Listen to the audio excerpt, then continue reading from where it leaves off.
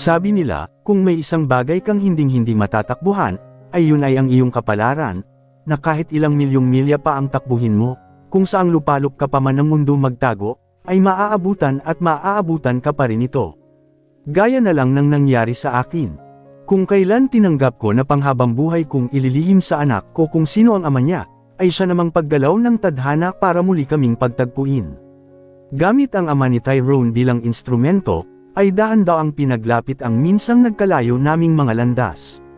At kung kailan buo na ang desisyon kong tumakbo at itago ang anak namin ay siya namang pagtibok ng puso ko, dahilan para hindi ako makalayo. Tunay ngang mahiwaga ang tadhana. Paglalaroan ka nito't pahihirapan ngunit gagantimpalaan din sa huli. At ngayong araw na to ay ang gantimpalang nakuha ko mula rito. Liban sa mga paghampas ng alon sa puting dalampasigan, dinig ko rin sa paligid ang malamyos na musikang mula sa piano at violin. Liban sa init ng araw ay dama ko rin ang tingin ng mga taong inimbitahan namin para saksihan ang pinaka-espesyal na araw sa mga buhay namin ni Tyrone. Liban sa saya, ay nag-uumapo rin sa pagpapasalamat at pagmamahal ang puso kong kanina pa kumakabog ng malakas. Kanina pa ako nagpipigil ng luha. Kanina ko pa pilit na kinokontrol ang pagragasa ng labis-labis na emosyon na tila nilulunod ang puso ko dahil gusto kong makinig at marinig ng maayos ang bawat salitang lumalabas sa bibig ng pari.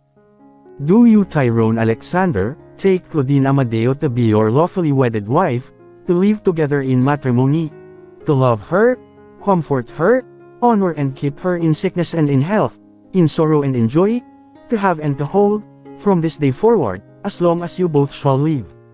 Tanong ng pari kay Tyrone. I looked at him. Nakatingin na pala siya sa akin kaya nagtagpo ang aming mga mata. Kitang-kita ko ang tuwa at pagmamahal sa asul niyang mga mata. Matamis siyang ngumiti sa akin bago tumango. I do, Father. Napangiti ako sa sinabi niya. May kung anong init ang bumalot sa dibdib ko. Ramdam na ramdam ko ang sinseridad niya. Do you, Claudine, take Tyrone Alexander Vanderbilt to be your lawfully wedded husband, to live together in matrimony, to love him, comfort him, honor and keep him, in sickness and in health, in sorrow and in joy, to have and to hold, from this day forward, as long as you both shall live? Kita ko sa mga ni Tyrone ang pananabik na marinig ang sagot ko. Kaya naman ay hindi ko na pinatagal pa ay hinayaan ko nang mamutawi sa aking bibig ang mga salitang minsang pinangarap ko lang na mas ambat sa harap ng altar. I do, Father, I do. Ngumiti kami sa isa't isa.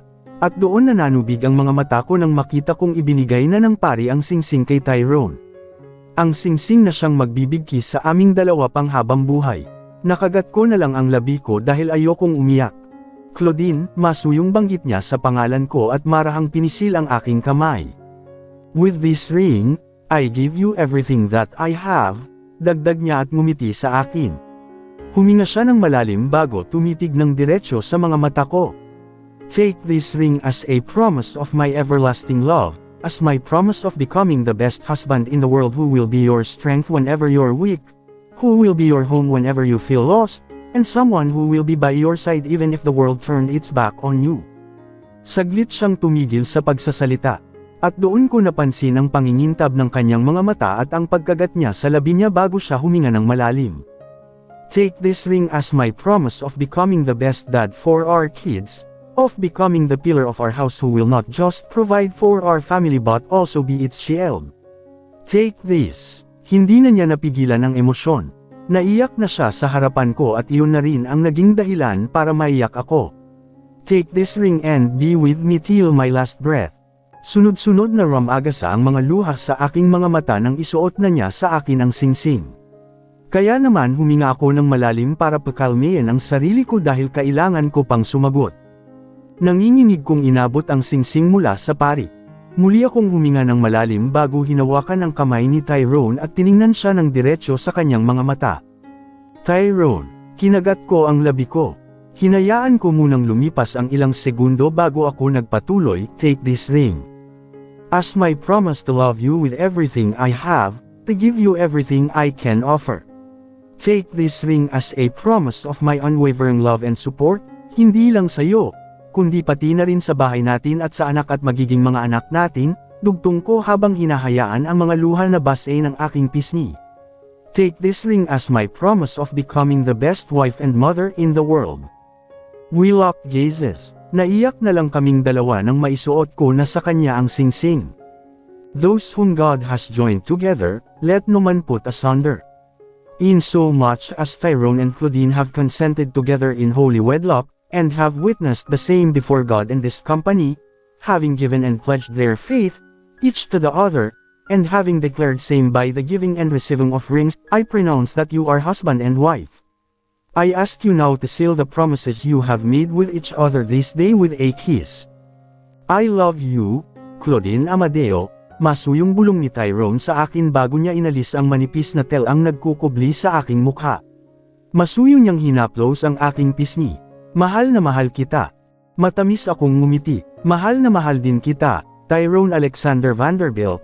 Tugon ko at ipinikit ang aking mga mata at dinama ang paglapat ng malambot niyang labi sa akin. Kasabay noon ay ang paglakas ng tugtog sa paligid at ang hiyawan at palakpakan ng mga bisita. Napakapit na lang ako sa leeg niya at mas nilaliman pa ang paghalik sa kanya. I want him to feel how happy I am to tie the knot with him, to live with him and grow old with him. This is Claudine Amadeo, the woman hiding the billionaire's son before, but now has become the billionaire's wife, Mrs. Claudine Amadeo Vanderbilt. Raquel's point of view, hindi ko mapigil ang maiyak habang nakatingin sa best friend ko na naglalakad papunta sa altar. Deserve niya ang moment na to dahil sa dami ng pinagdaanan niya. Saksi ako kung paano niya iginapang ang buhay, kung paano siya halos humalik sa lupa mapalaki lang ng maayos si Charlie. Sa totoo lang, kayang-kaya niyang palakihin ang anak niya kahit wala ang tulong mula sa papa ni Tyrone. At susuportahan ko rin siya kahit hindi ako binayaran ni Mr. Vanderbilt. Kaibigan ko siya higit pa nga roon. Para ko na siyang kapatid. Nakita na namin ang isa't isa sa pinakamadilim at pinakamababang yugto ng mga buhay namin. Hindi pa man nagsisimula ang kasal ay iyak na ako ng iyak. Hulas na ang make-up ko pero wala akong pakialam. Buong duration ng kasal ay wala akong ginawa kundi ang umiyak dahil sa labis na tuwa. Kaya ang nangyari, pagkatapos ng seremonya ay mugto na ang mga mata ko. Pinagtawanan nga ako nila Sir Stephen dahil kasal daw ang pinuntahan ko at hindi Lemay. Pagkatapos ng kasalan ay syempre, lefang na. Sa reception, may program pa. Pero pwede nang kumain while ongoing ang program. Syempre, kain ako ng kain dahil gutom na ako. Nag-fasting kasi ako para hindi umumbok ang tiyan ko sa suot kong gown. May we request Miss Raquel, our bride's best friend, to give us her message. Natigil ako sa pagkain nang marinig ko ang pangalan ko. Agad akong napatingin kay Claudine at nakita siyang nakangiti sa akin. Naituro ko pa ang sarili ko, ako. Umawang ang bibig ko sa pagkabigla dahil hindi naman ako sinabihan ni Claudine na may paganito pala. Pero dahil ayokong magdrama at magpa-owa ay pumunta na ako sa harapan. Masama kong tiningnan si Claudine. Ikaw ha, hindi mo sinabi sa akin na may paganito. Sabi ko at napangisi na lang sila ni Tyrone. Kasi alam kong hindi ka papayag kapag sinabi ko, nakangiting sagot sa akin ni Claudine. Miss Raquel, anong gusto niyong sabihin sa best friend niyo? Like wishes, ganun? Tanong sa akin ng host. Huminga ako ng malalim. Ano? Napakamot ako sa pisngi ko dahil hindi ko alam kung saan magsisimula. Una sa lahat sis, gusto kitang i-congratulate sa wedding mo. Ang ganda mo, panimula ko at ngumiti sa kanya. And bilang kaibigan mo, wala akong ibang hiling kundi ang kaligayahan mo. Kasi nakita ko kung paano ka naghirap dati. Kung paano ka nagsakripisyo para kay Charlie. Nakita ko kung hindi ko natapos ang sinasabi ko nang biglang manginig ang labi ko at mag-init ang sulok ng mga mata ko. Sobrang proud ako sa iyo. Sobrang bilib ako sa tatag mo, dagdag ko at tuluyan ng napaiyak. Kaya hiling ko para sa iyo ang lahat ng kaligayahan sa mundo. Huminga ako ng malalim dahil pakiramdam ko'y hihikbi talaga ako nang wala sa oras. Please, huwag kang umiyak. Mas maiyak ako, sabi ko sa kanya at kinagat ang labi bago ako lumingon kay Tyrone. Tyrone, please, mahalin mo ang kaibigan ko ng higit sa deserve niya. Make her the happiest, sapat na ang sakit at hirap na pinagdaanan niya sa mga nakalipas na taon. Sana ay puro kasiyahan at ginhawa na lang ang iparamdam mo sa kanya, pagsusumamo ko at pilit na ngumiti sa pagitan ng mga hikbi ko. Ay ipadama mo rin pala sa kanya ang sarap, yung mapapatirik ang mata niya, hirit ko kaya nagtawanan ang mga nakarinig. Bumuga ako ng hangin at kinontrol ang emosyon ko, Leon lang siguro.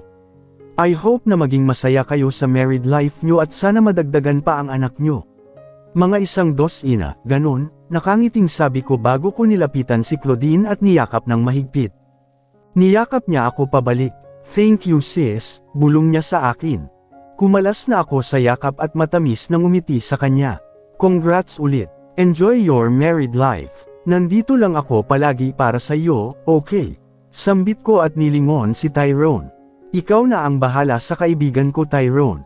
Don't worry, I'll take good care of her. Ngumiti lang ako bago bumaba at bumalik sa table ko. Nagpatuloy ang selebrasyon. At nang patapos na ang program ay biglang tumayo sina Claudine at Tyrone sa gitna habang may hawak-hawak na microphone. Before this party ends, we would like to announce something, nakangiting sabi ni Tyrone bago hinapit sa baywang ang asawa niya. You see, this party is not just to celebrate our union, but to also celebrate another milestone, dagdag niya bago ibinigay kay Claudine ang microphone. We'd like to let you all know that we're expecting an addition to our growing family, nakangiting anunsyo ng kaibigan ko. Yes, we're having a baby. Naghiyawan ang mga bisita at nagpalakpakan. Lahat ay nag-congratulate, pero hindi na ako nagulat dahil naisip ko na yon. Lately pansin ko ang pag-iiba ng eating pattern at cravings ni Claudine. Mabilis ding magbago ang mood niya at palaging nasusuka. Kambal ba? Tanong ni Sir Austin. Hindi, malungkot na sagot ni Tyrone. But we will try again after this one, pabirong dagdag niya kaya nagtawanan kaming lahat. For the gender reveal, well, that would be on another party, sabi ni Claudine. And now, let the real party start. Aniya at nagsimulang tumugtog ang DJ saka sila bumaba sa stage. Naya kanya ng tayo ang mga bisita at pumunta sa dance floor at nagsimula ng sumayaw. Hindi na rin ako nagpahuli at nakisayaw na rin. Inagaw ko si Claudine kay Tyrone at nagsayaw kaming dalawa. Nagparty kami ng nagparty. In-enjoy namin ang gabi dahil alam naming may mga magbabago na simula kinabukasan. Kinabukasan ay wala akong ibang naramdaman kundi pagsisisi. Sana pala ay hindi na lang ako uminom ng sobra. Ngayon ay parang banibiyak ang ulo ko sa labis na sakit. Pakiramdam ko'y lumulutang ako sa maalon na dagat. Para akong masusuka na ewan. Napabuga na lang ako ng hangin bago ko kinuha ang cellphone ko para tingnan ang oras. Pero hindi sa orasan napunta ang atensyon ko kundi sa missed calls and text messages na mula kay Adrian. Napailing na lang ako bago binasa ang mga text niya. Hanggang ngayon ay umaasa pa rin siyang mapapatawad siya ni Claudine. Humihingi siya sa akin ng pabor na kung pwede ay dalhin ko si Claudine para magkita silang dalawa. Pero alam kong magagalit si Claudine sa akin. Hindi na niya kayang harapin pa si Adrian. Sobra-sobra ang sakit na naidulot ng ginawa nito sa kanya. Kamantek pang mawala ng ama si Charlie. At higit sa lahat, kamantek pang mawala sa kanya si Charlie dahil lang sa pagsira ni Adrian sa tiwala ni Tyrone sa kanya. Maging ako ay nagalit kay Adrian.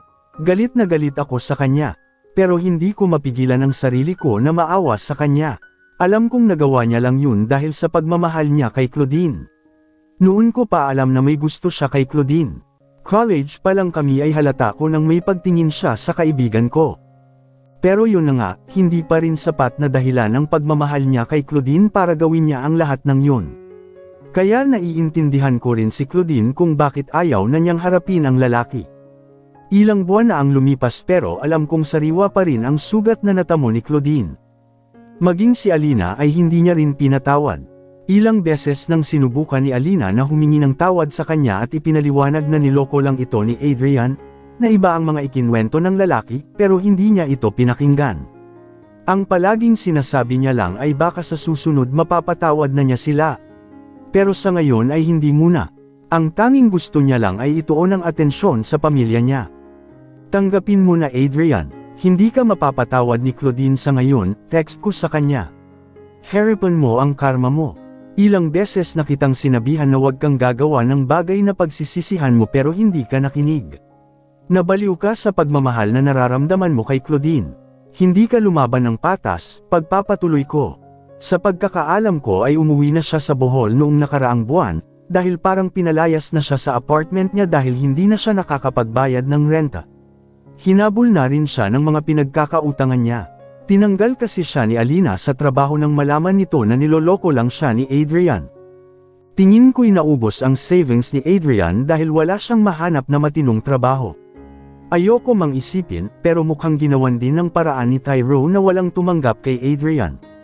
Nakakaawa man siya, pero nararapat lang sa kanya yun at nang mapagtanto niya na maling-mali na binangga niya si Tyrone, na maling-mali na ginulo niya ang buhay nila. Sayang siya, sayang. Kung ako na lang sana ang minahal niya ay hindi pa siguro magkakaganito ang buhay niya. Pero hindi, hindi ko rin naman pwedeng diktahan ang puso niya. Matagal ko nang tanggap na hindi talaga niya ako mamahalin, na hanggang kaibigan lang ang tingin niya sa akin. Pero nitong nakaraan lang talaga ako nagising. Noong mga panahong wala siyang pakialam sa kung anong mararamdaman ko kapag sinabi niya kay Claudine ang totoo. Ni wala siyang pakialam na masisira ang pagkakaibigan namin ni Claudine. Sarili niya lang ang inisip niya.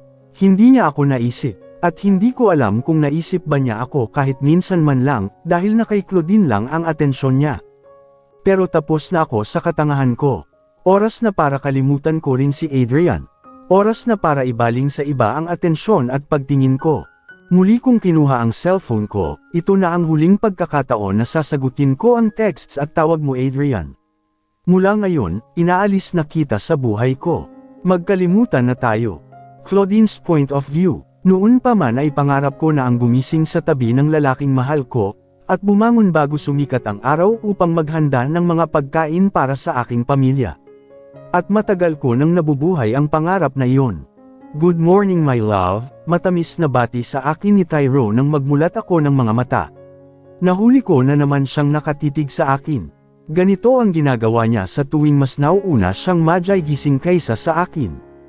Maglilimang taon na kaming mag-asawa at bawat araw na lumilipas ay pakiramdam ko'y mas minamahal niya ako, kami ng mga anak niya.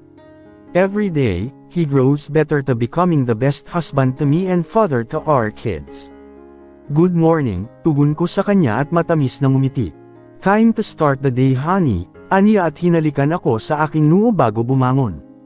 I'll go downstairs and prepare our breakfast.